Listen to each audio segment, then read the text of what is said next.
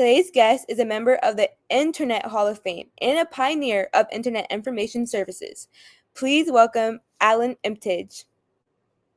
Hello, nice Hey, to see you. good afternoon, Hope. Nice to meet you too. We would love to see your presentation telling us all about your journey in STEM. Please let us know how it all began. Okay, well, um, I thought it would be kind of fun to do this presentation. It's a short presentation. I thought it would be fun to do it with a cartoon, with a comic strip, I should say, not a cartoon because it's not moving. A comic strip that a friend of mine had written a couple of years ago about my journey, and I thought for this audience it would really appreciate it. So, my my name is Alan Emtage. I grew up here in Barbados, which is where I am right now. I was encouraged at a very early age by both my parents and particularly one of my mother's aunts, great aunt of mine, called Connie, who really encouraged me in what we would call STEM now. We didn't think about it like that at the time, but she was very much encouraged me. She was a teacher herself, and she very much encouraged me to explore the world and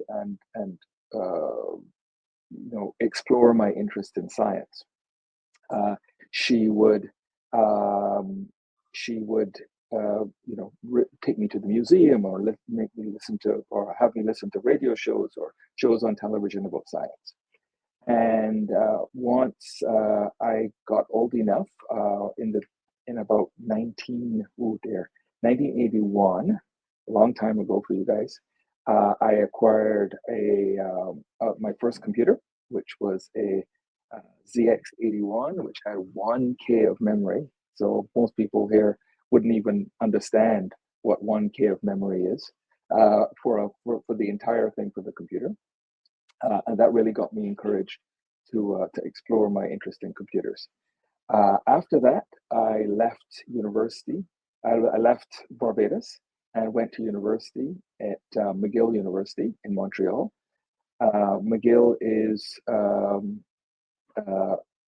great school, sits at the center of a wonderful city, and but is also pretty cold, I have to tell you. So the next slide will show you my arrival on campus at McGill University, and there I studied computer science.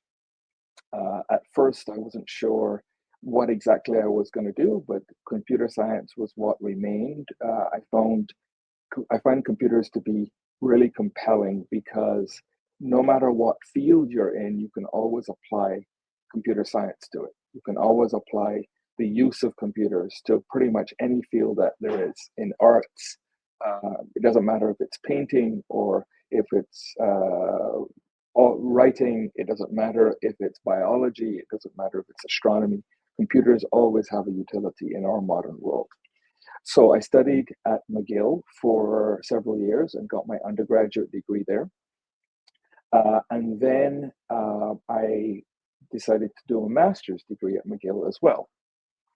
While I was doing my degree, I went to work for the School of Computer Science as a system administrator. Now, a system administrator, for those of you who don't know, is someone who basically keeps the computers up and running. Keeps them working, fixes them when they break, not the hardware but the software, and just basically keeps everything humming.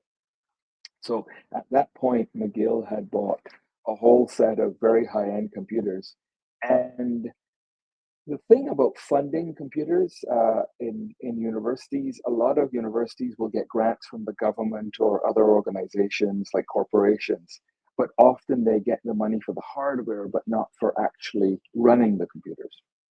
So I was so buying software, for example, is often not funded with these kinds of grants. So we started the internet. This was 87. The internet had just started to reach universities. The internet had been around since 1969, but the cost of computing and the cost of networking had finally dropped to the point where where your universities and your research organizations like Lockheed Martin or IBM or Hewlett Packard, HP, they were all connected was starting to connect via the internet. And my job at the School of Computer Science, or one of my jobs, was to try and find free software for uh, for the students and the faculty because we didn't have the money to buy the software. And at that point, and still to this day, you can find a lot of free software on the internet. And they were much of the software and data was held on what's called anonymous FTP archives. FTP is just a protocol for transferring files between computers, and people would put the publicly accessible free software on these FTP archives.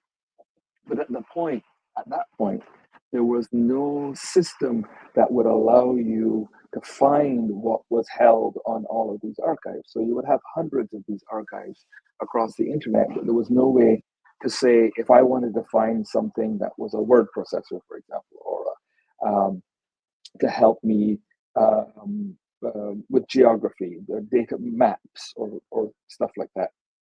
You just didn't know where to find them. So for myself, I developed a set of programs, that would go out on the internet at night and would pull all the listings of all the software that these computers had, and then I could search them myself. And for many months, I had that as a personal, just a personal thing. So when people came in and asked me, I could quickly look up where the data was, and I could tell them where the where it could be found, which archive they could find the things that they were looking for on. And at one point, my boss at the time, who was another student called Peter Deutsch, came in and he knew I had this little database of all this information and asked me to find something for him because somebody had asked him that question on the internet themselves. And so I gave him the information, and then it started happening over and over again. People said, "Well, can you find this for me? Can you find that for me?" And we realized there was no point having a human, me, in the loop here. What we could do is allow other people to have access to this data directly on the internet. So we had to come up with a name quickly when we put this up online. And I came up with the name Archie, which is the word archive without the V. I'm not a fan of the Archie comic books, by the way. That's not my favorite. Anyway, so we put it online, and it became incredibly popular, really, really fast. And if you can see on the next slide here, um, we we put it on there, and all of a sudden, people had all these questions, all these queries to find the data we had put in the database, and it became incredibly popular. And that was the first internet search engine. Um, and the thing is, we didn't tell the school administration we were doing this because we knew if we told them, they probably wouldn't have allowed us to do it. And you learn a lesson early on that it's easier to ask for forgiveness than to ask for permission. So we put this up, and by the time they discovered that we had been doing this, they were it had been gotten really popular, and McGill was seen as this institution that really helping other people on the internet. So it was really good for McGill. We decided early on that we would not try to patent that. nowadays you think of the internet as this place where it makes billionaires, the guys who created Google and the guy who, and Mark Zuckerberg with Facebook, and these are all billionaires. But at the time, it was a new environment, and people were trying to figure out what this new internet, what this new technology would do, and how we'd use it. And we really we didn't want to stifle that. We didn't want people to have to worry about whether or not they needed to pay us money to be able to use the technology. So we basically gave it away for free. And I know a lot of people look at it now and say, oh my God, how crazy, you could have been a billionaire. And the point was that we were never looking to be billionaires. We wanted to make sure that the people could get out there and use this technology and not worry about whether or not they were violating patents or copyrights or anything like that. So we did that, and it became really popular. And so you'll see on the next slide that we talked about not suppressing the technology and so on. After that, I did a lot of work on the internet. I worked with Tim Berners-Lee, who was the guy who invented the World Wide Web. I worked with Vint Cerf, who was the guy that basically invented the internet, and a lot of other people whose names you wouldn't know necessarily, but who were instrumental in creating the internet that we know today, and creating the technology that we know today. I went on to co-chair the group, the standard setting group for URLs. So every time you see a URL, that conforms to the standard that the group that I chaired created. Now, Tim Berners-Lee had created the first URLs with the web. We standardized them and made sure that they could all talk to one another. So that was all in the late 80s and the early 90s. And after doing that for about 6 or 7 years, and traveling about 160,000 miles a year around the world, I decided to sort of put that aside and lead a slightly quieter life. So I moved from Montreal back to New York, down to New York, and I lived there for many years. And now I split my time between here in Barbados and Cape Cod in Massachusetts, which is where I spend most of my summers. So it was an amazing journey. I worked with some of the most brilliant people who created much of what we think of as the internet and the modern world, and it was a lot of fun. So that's a short version of my history. If you want to see the full comic strip, it will be in the description of the video, the YouTube video after we finish this. So you can see the full strip, where I don't know how accurate you think the comic strip is, but that's supposed to be me. So back to you guys. I just want to say, I think the comment is very accurate. I think it depicts you very well, the character. I loved it. It was so entertaining to watch. Thank you, Mr. Emtage. I'd like to invite my fellow ambassadors to ask questions with me. Joining me once again are Moria and Oliver. Viewers, please take a moment to post your own questions in the chat so we can ask Mr. Emtage himself. Here's a quick break to learn about Career Day opportunities. Calling all future STEM pioneers, leaders, and career champions. Join us on every second Saturday of the month for the BEA Career Day. BEA STEM Career Day is all about creating opportunities for students to venture into the world of STEM through the eyes of professionals. You'll meet mentors and presenters that will give you a sneak peek into the many options available to you in the field of STEM. Hosted by teen ambassadors, you'll find yourself among inspiring peers just like yourself that are aiming high for their future. To take part in the BEA STEM Career Day on Zoom, visit fullstemhead.us and register for the next session. Again, that's fullstemhead.us. BEA, becoming everything you are. A world of careers unleashed. You can get it at BEA.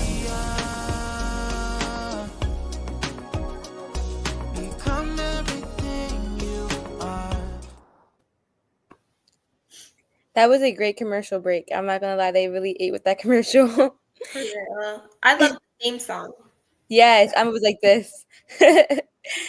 Mr. Imtage, today's topic is communication. How did communication influence your career path? Oh, you can take that on a number of levels, I suppose. The internet is about communication, right? I mean, that's basically what it does. It allows people and programs and AIs nowadays to communicate with one another. So I think I'm one of those. Um, I guess I describe myself as a geek, which is a nerd with communication skills, Mm. if you wanna put it that way. Um, and I think my ability to communicate um, really helped a lot through particularly those initial years when I had joined this group of internet pioneers, um, many of whom were a lot older than I was. I was kind of the young guy in the group, um, and having grown up with a lot of grown-ups, a lot of people who were older than me, I had learned early on in my life to talk to grown-ups. So I found that really helpful. But I think being able to communicate well, to communicate clearly, to communicate precisely, so that you are actually giving people, telling people exactly what you mean, um, is an incredibly valuable skill, and it's something that as particularly in science, where science and engineering in the STEM fields, where things have to be precise, where you can't be imprecise in your descriptions or your calculations. Being able to be precise and clear is a very valuable skill, and something that is well worth the effort and the practice. That's some great advice. Um, when you went off to college, what was your major? I majored in computer science to start off with. I wasn't sure necessarily that's what I wanted to end up doing, but you had to declare a major. And so that was the one I declared. I thought about going into medicine, but my best friend in college pulled me aside one day and said, "You don't want to do medicine. You would just get too emotionally involved with the patients, and in medicine, you have to have some emotional distance from the people you're dealing with." She said that she didn't think that I was able to do that, and she was probably right. So I stuck with computer science. How I describe it is, computer science is the thing that I was left with when I eliminated everything else. Hmm. What was the hardest class you took in computer science, in your opinion? Oof. Um, Actually, the funny thing is, because I was doing an honors program, Hmm. um, I had to do a bunch of mathematics as well as the computer science stuff. The computer science stuff I didn't find that hard myself. Some of the math stuff I found hard, and modern algebra was the thing that really, really, I just never got. I just Uh, it just never worked, and my teachers took pity on me, but I just never. My professors, yeah, but it never worked for me. I just never got modern algebra. It's one of those things that you have to have the mind for it, and I did not. I just want to highlight real quick back to the story of your friend telling you that she thinks that computer science is a better career path for you than medicine. That was a great form of communication because it was honesty, and that one message kind of like it was painting out the path for the rest of your life. Like I think that's a Absolutely, big. I think that absolutely. It are was you a and it her was a still in fork touch? in the road. Yeah. Are you and her still? Are you guys still friends today? Are you still in touch? Very much so. We And talk. We talk every couple of days. and what would you say to young college students like I and Oliver, who's a high school student, about friends? How has friends um like helped you in your career path, but also when you are a Hall of Famer in of the internet. So what does that look like friend wise as well? Well, I'll tell you what. I'll ask the administrators. I will send them a link to. I got an honorary degree, doctorate at McGill a couple of years ago, and I gave us a little speech. And one of the things that I talk about is friendship, Oh wow. and how important the friends that you find being at university, especially in your first couple of years, your first time often for people away from home, you get to be yourself for the first time. You're not dealing with, you're not there with parents, and you're not dealing with people necessarily that you grew up with. You're meeting total strangers, and you get to be put the person that that you're growing into. And those friends are some of the often the friends that you will keep for the rest of your life. The two people that I met the first day in class, one on one left and one on the right of my side. One of them is that lady Patricia that I'm talking about. The other is a guy called Francois, and we're still very close friends to this day. Oh, So I would strongly encourage you to, not necessarily everybody that you meet, but certainly the people that you form a bond with. Absolutely, friends will carry you through the rest of your life. You will have relationships. You may get married. Have kids or whatever. Never lose your friends. That was one from the right, one for the left. That was like I was never gonna guess that. That's amazing. And it kind Yeah. of like you said, like the paths like this. It kind of like one right, one left. Like kind of like you just kind of painted out each path for you in regards to Mhm. your future. I think that's so deep in a way as well. And I'm so happy that you have those great friends. it's always the closest circle that influences you the most. So Yeah, I'm glad you absolutely. had some good people on your team. Yeah, and they're still on my team. I had a question. While you were a student, what would you say was like the most valuable piece of advice that you were given? That one right there, actually, I think, you Ah, know, the one saying, don't um, be honest with yourself as to what you know you're capable of, what interests you. Don't do it for somebody else, because you know try to do the things that you feel that you would excel at, and not what some necessarily somebody else wants you to do. I know too many people who became lawyers, but didn't actually really like being lawyers, but their parents or their grandparents or whatever, or they saw their best friend becoming a lawyer and they thought they should do it as well, and got into it and realized this is not what I wanted. So save yourself some. I'm not saying that's not valuable. It can be that training can be valuable, but I would say try and find those things that you are the most uh, that you're the best at. But that gives you pleasure, that gives you joy as well, that gives you satisfaction. That makes sense. It's always good to do the things that make you feel passionate. Yeah. you mentioned pick a career path that you excel at. But then you also mentioned how one of the math topics was hard for you during college. What piece of advice would you give to someone that wants a specific career, but there's a mountain they have to climb, or there's a barrier such as math? Because I know math is something that I'm not looking forward to as a student. So, what would you say for the hurdles that you have to go over for college students or high school You students?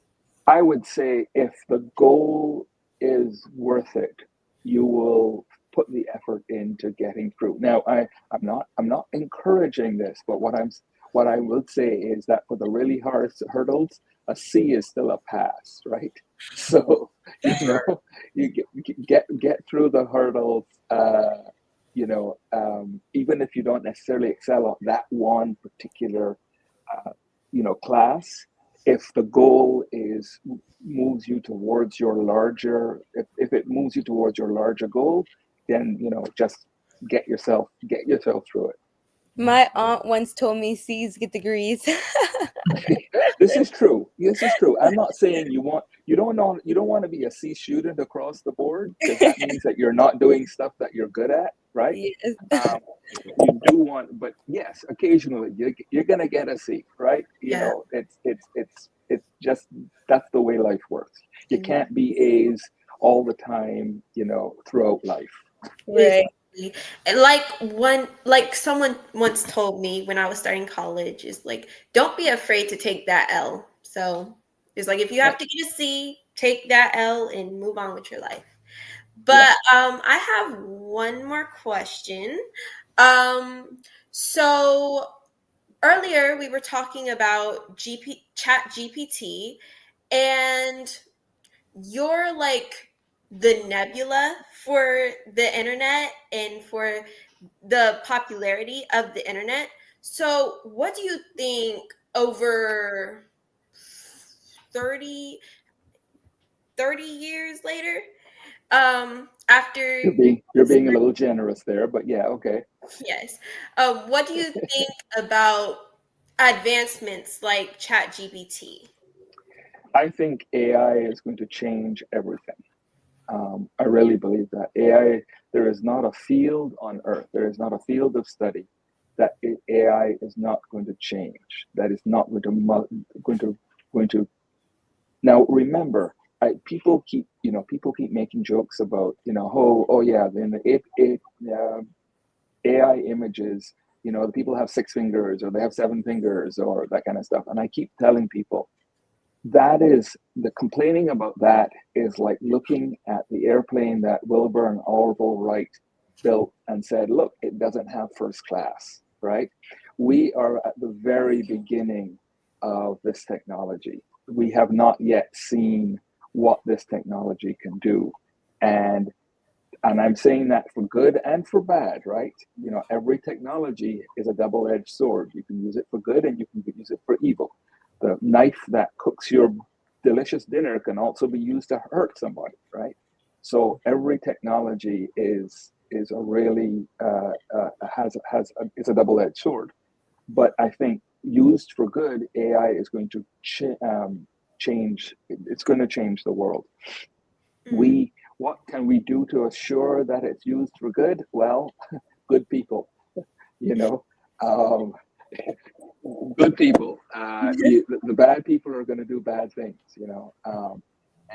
but we try to, like I did, we try to do it for the benefit of the world, and make some money on the side too. Great, there's nothing wrong with making money, but you know, Google used to have a phrase for the company, or a motto for the company, which was "Do no evil," and I would say that's a good motto to live by.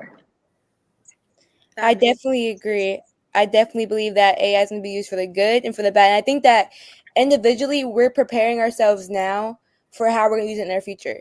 Like, you can use it to cheat, but you can use it as a tool and an assistant. So whatever you train your mind with now in AI feel like is the side you're going to be on in the future, because it starts with us, especially as next generation. It starts on how do we want to use it, how do Exactly. we want it to help us or impact us. So I think um you made me realize that I need to make sure my ethics are lining up with how I use AI, so I can be on the good Absolutely. side. Absolutely. Absolutely. It's been wonderful talking with you today, Mr. Emtage. Thank you for taking the time to join us again for Career Day. Do you know someone who would be an excellent guest for Baya Stars and Stripes Career Day? Please tell us about them. Before I turn it over to Oliver with this month's STEM Inventor, here's a word from our sponsor, Lockheed Martin.